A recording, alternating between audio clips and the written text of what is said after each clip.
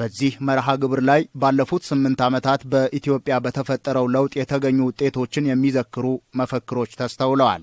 የቦንጋ ከተማ አስተዳደር ከንቲባ ዶክተር ተክለአብ ቡሎ ባደረጉት የእንኳን ደህና መጣችሁ ንግግር ህዝቡ ለሀገር ሰላምና እድገት ያለውን ድጋፍ ለማሳየት አደባባይ በመውጣቱ አመስግነዋል።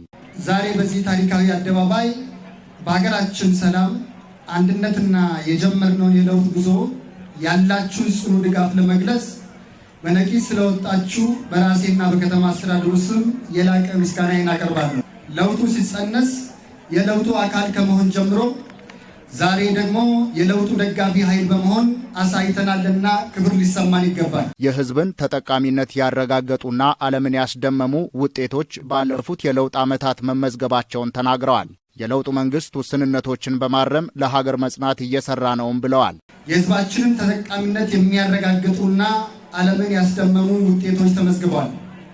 ላብነትም የህዳሴ ግድብ፣ የስንዴ አብዮት፣ የከተሞች ገጽታ ቀያሪ ኮሪደር ልማት፣ አቧራን አራግፎ አሻራን ያደመቀ ቱሪዝም ልማት፣ ገበታ ለሀገር ፕሮጀክት፣ የተቋማት ግንባታ፣ የትውልድ አሻጋሪ የትምህርት ስብራት ጥገና፣ የሀገር ጥቅምን ያስቀደመ ስኬታማ ዲፕሎማሲ፣ ሁሉን ያሳተፈ የፖለቲካ ባህል፣ የህዝብን ችግር የሚቀርፉ መሰረተ ልማት ስራዎች ወዘተ ትውልድ የሚዘክራቸው ናቸው። የካፋ ዞን ዋና አስተዳዳሪ አቶ እንዳሻው ከበደ በበኩላቸው በሀገር ሀብት የመጠቀም መብትን ያስገኘ ለውጥ መሆኑን ገልጸዋል። መጋቢት 24 የሀገራችን ህዝቦች የረጅም ዘመናት የድህነት የጉስቁልናና የኋላ ቀርነት ምስጢር የሆነው መገፋፋት ቀርቶ በጋራ ቁመና የሀገራችንን ጸጋ ለሀገራችን ብልጽግና የመጠቀም መሻታችንን በተግባር የገለጠ ለውጥ እንዲመጣ ያስቻለን ዕለት በመሆኑ ይህንን ታሪካዊ ዕለት እውቅና ለመስጠት በተጠራው የድጋፍ ሰልፍ ላይ በእንደዚህ አይነት ደማቅ ሁኔታ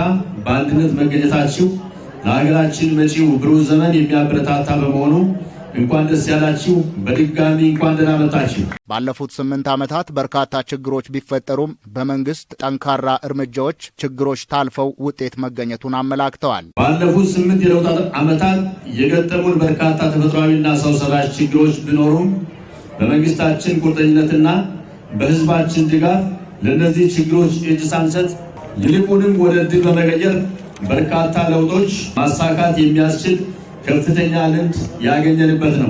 የደቡብ ምዕራብ ኢትዮጵያ ህዝቦች ክልል ርዕሰ መስተዳድር ዶክተር ኢንጂነር ነጋሽ ዋጌሾ መጋቢት 24 ቀን 2010 ዓ.ም በኢትዮጵያ አካታችና ህብረ ብሔራዊ የፖለቲካ ስርዓት በመዘርጋት ፍትሃዊ የፖለቲካ ተሳትፎን እውን ለማድረግ መሰረት የተጣለበት ቀን ነው ብለዋል። መጋቢት 24 2010 ዓ.ም በሀገራችን አካታችና ህብረ ብሔራዊ የፖለቲካ ስርዓት በመዘርጋት ፍትሃዊ የፖለቲካ ተሳትፎና ውክልና እውን ለማድረግ የሚያስችል መሰረት የተጣለበት ዕለት ነው። በሐሳብ የበላይነት የሚያምኑ የፖለቲካ ፓርቲዎችም ሐሳባቸውን በነጻነት እንዲያራምዱ ምቹ ዕድል መፈጠሩን ተናግረው የተለያዩ ህጎች ተሻሽለው ተቋማት ኃላፊነታቸውን እንዲወጡ የተደረገበት ቀን መሆኑንም ገልጸዋል። የተለያዩ የፖለቲካ አስተሳሰብ ያላቸውና ከነፍጥ ይልቅ በሐሳብ የበላይነት የሚያምኑ የፖለቲካ ፓርቲዎችም ዓላማዎቻቸውን በነጻነት እንዲያራምዱ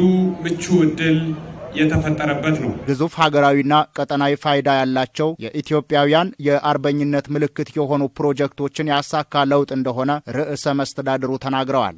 በጣም ግዙፍ ሀገራዊና ቀጠናዊ ፋይዳ ያላቸው የኛ የኢትዮጵያውያን የአርበኝነት ምልክት የሆኑ እንደ ታላቁ ህዳሴ ግድብ ፕሮጀክትን ከገባበት አረንቋ አውጥተን ግንባታውን በቆራጥነት በመምራት አጠናቀን በክብር አስመርቀናል። በጠቅላይ ሚኒስትር ዶክተር አብይ አህመድ መሪነት ከስንዴ ተመጽዋችነት በመውጣት የምግብ ሉዓላዊነት እየተረጋገጠና የኢትዮጵያ የተፈጥሮ ሀብቶች እየታወቁ እንደሆነ ገልጸዋል። በምናብ ከፍታና በሀሳብ የበላይነት በሚያምን መሪያችን በክቡር ጠቅላይ ሚኒስትር አብይ አህመድ አመራር ግብርናችን በማዘመን ከስንዴ ተመጽዋችነት ወጥተን የራሳችንን የምግብ ሉዓላዊነትን በማረጋገጥ ላይ እንገኛለን።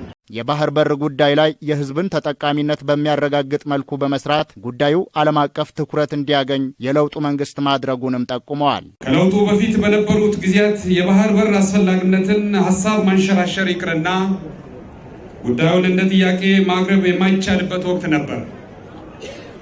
ዛሬ የብልጽግና ፓርቲ የህዝባችንን ሁለንተናዊ ጥቅም ለማረጋገጥ ካለው ጽኑ እምነት ባደረጋቸው ዲፕሎማሲያዊ ጥረቶች በርካታ የዓለም ሀገራት ድጋፍ ማግኘት ችሏል። የኢትዮጵያን እድገት የማይፈልጉ አካላት የህዝቡን አንድነት እየተፈታተኑ ነው ያሉ ሲሆን መላው የክልሉ ህዝብ የመንግስትን ስልጣን በዴሞክራሲያዊ መንገድ ለማረጋገጥ በሚያስችለው ምርጫ እንዲሳተፍ ጥሪ አቅርበዋል። የእኛን የኢትዮጵያውያን አንድነት የማይፈልጉ የውጭ ኃይሎችና የራሳቸውን ቡድናዊ ፍላጎት ለማሳካት የሚታትሩ የውስጥ ባንዳዎች የተለያዩ ሴራዎችን በመሸረብ አንድነታችንን ሊፈታተኑ እየሞከሩ ይገኛሉ። መላው የክልላችን ህዝብ የእነዚህን አፍራሽ ኃይሎች እኩይ ዓላማ በውል በመረዳት የመንግስትና የህዝብ ስልጣን በዲሞክራሲያዊ መንገድ የህዝብ ይሁንታ በሚረጋገጥበት ምርጫ ብቻ መሆኑን በሰባተኛው ሀገራዊ ምርጫ እንዲያረጋግጥ በአጽንኦት እጠይቃለሁ።